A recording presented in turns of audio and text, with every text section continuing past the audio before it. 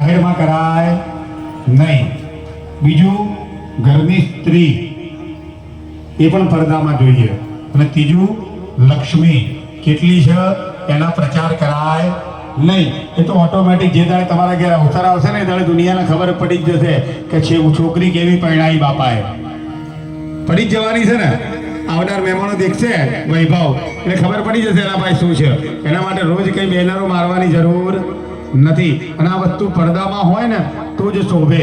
તો આપણે આંખ આગળ પડદો કરવાનો અને પછી ભગવાનને જમાડવાના. જમાડો. ઓમ પ્રાણાય નમઃ, ઓમ વ્યાનાય નમઃ, ઓમ શમાનાય નમઃ. એક ચમચી ભરીને પાણી મૂકો થાળીની અંદર. ફરીથી જમાડો ભગવાનને. બ્રાહ્મણો આરતી પ્રગટાવી દો. ઓમ પ્રાણાય નમઃ, ઓમ ધ્યાનાય નમઃ, ઓમ શમાનાય નમઃ. 3 ચમચી ભરીને જલ પધરાવો થાળીમાં. ઉત્તરાભૂષણમ હસ્તરક્ષાદનમ મુખકક્ષાદનમ મુખસરોજે આચમનીય જલં ચ સમર્પયામિ. નિરાજનમમાં તમારી જગ્યાએ આરતી પ્રગટાવીને મહારાજે તૈયાર કરી હોય તો લઈને તમારી જગ્યાએ ઊભા થઈ જાઓ. પહેલા સ્થાપનમાં ભગવાન ગણપતિની આપણે આરતી કરવાની છે. હા, આજુબાજુ વાળા શું કરે છે દેખશો તો એ ભૂલ કરશે, તમને ભૂલ કરાવશે.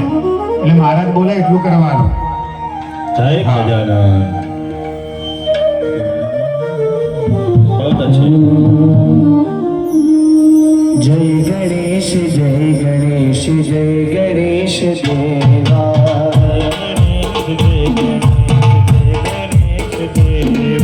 माता जाति पार्वती पिता महादेवा.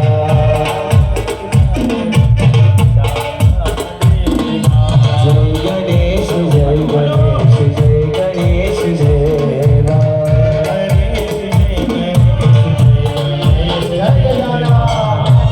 પૂજ્ય ભાઈ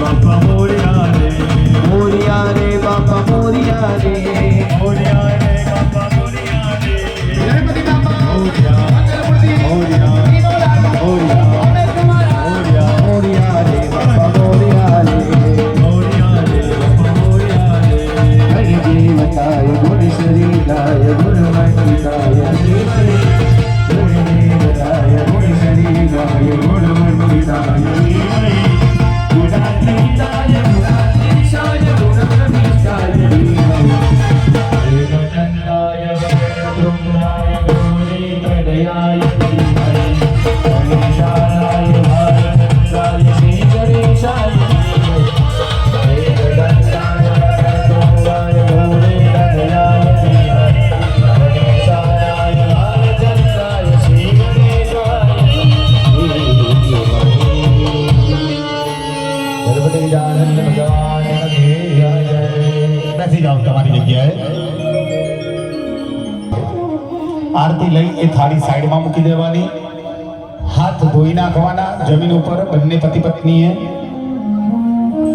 અને ભગવાન દંડીરાજ ગણેશની છેલ્લે પ્રાર્થના કરવાની કે હે દંડીરાજ ગણેશ, આ તમારું પૂજન કર્યું છે, પૂજનનો સ્વીકાર કરી અમારા બાળકોનું જીવનની અંદર જે પણ વિઘ્નો હોય હે દંડીરાજ ગણેશ એ વિઘ્નો દૂર કરજો, અને મારા તમે પુણ્યાવાચનની તૈયારી કરાવી દેજો. દરેક જગ્યાએ લોટા ઉપર શ્રીફળ મુકાવીને બધા ભૂદેવો ઊભા થઈને દરેક યજમાનની આજુબાજુ પુણ્યાવાચનની તૈયારી કરી દો.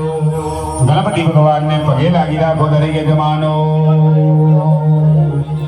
विघ्नेश्वराय वरदाय सुरप्रियाय लंबोदराय सकलाय जगत्पिताय नागाननाय सुतयाय विभूषिताय गौरीसुताय गणाथ नमो नमस्ते भक्तादिनाशनपराय गणेश्वराय सर्वेश्वराय सुभदाय सुरेश्वराय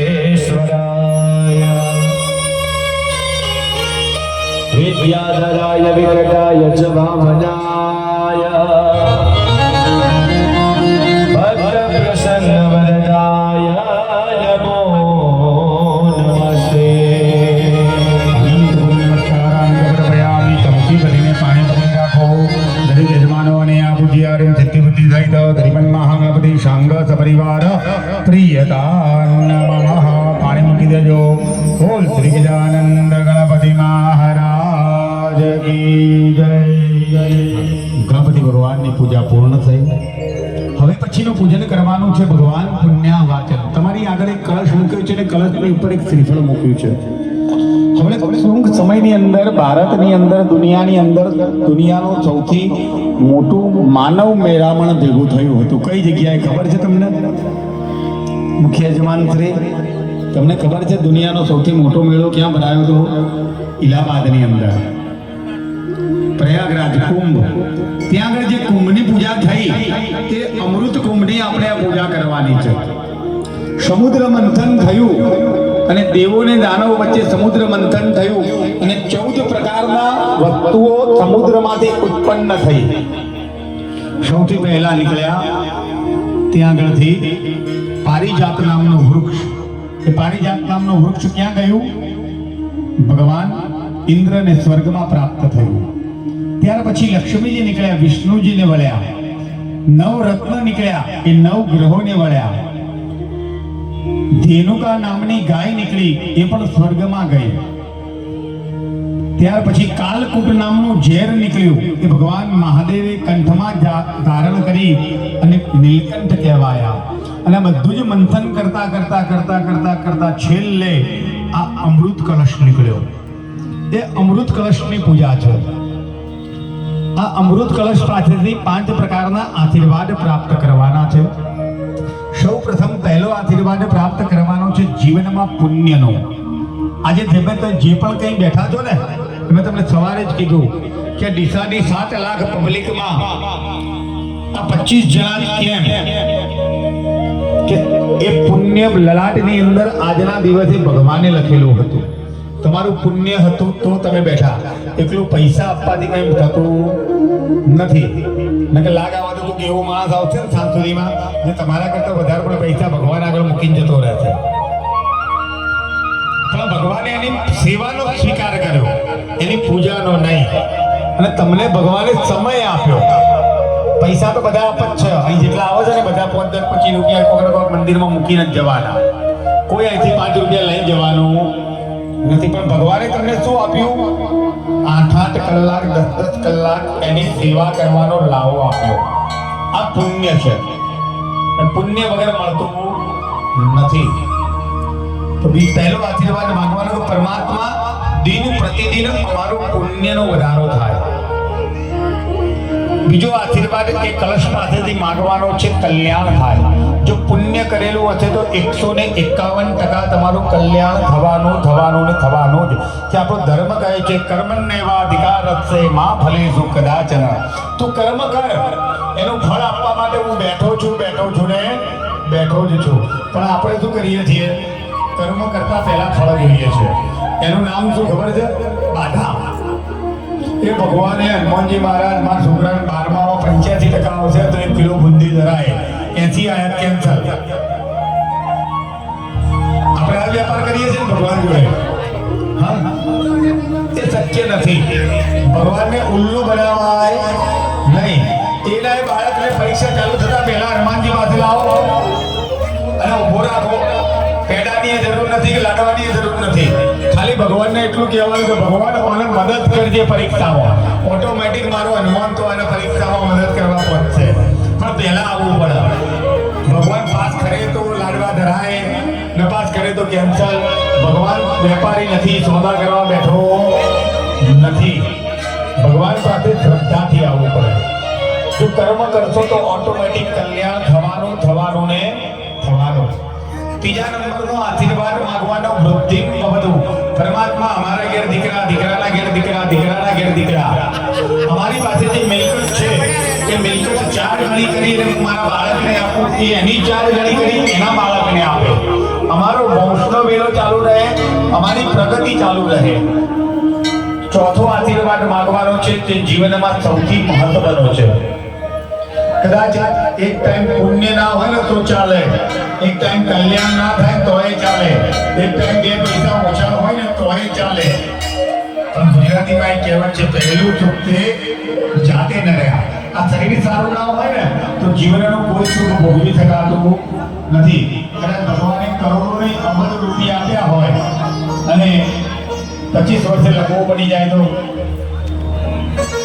કરોડો રૂપિયાને કરવાના છું એ રૂપિયાની ચાદર બનાવવાની, એના ઉપર ઓકા ચૂંકા થઈ અષ્ટવક્રના જેમ પડી રહેવાનું.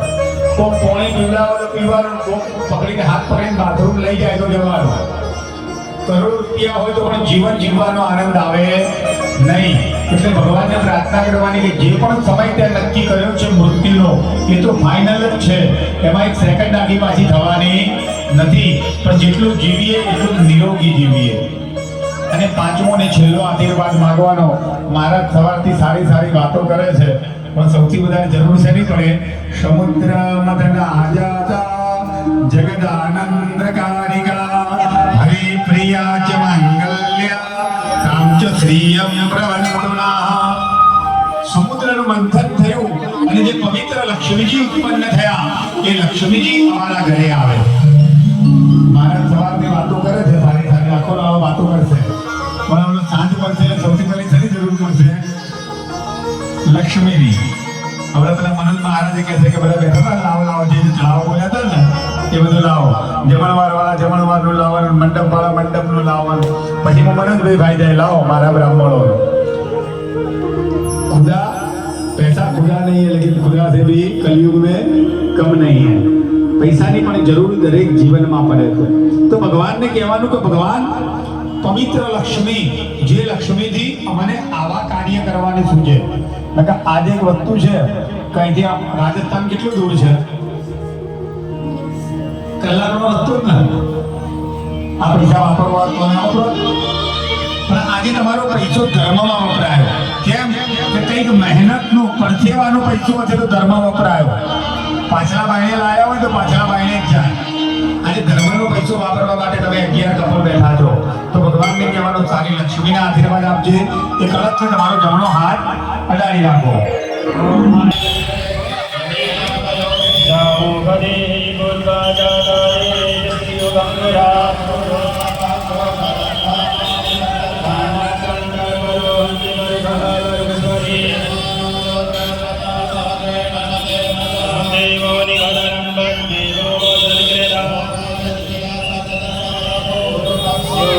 देविनो भवान् अक्षराणि वेशने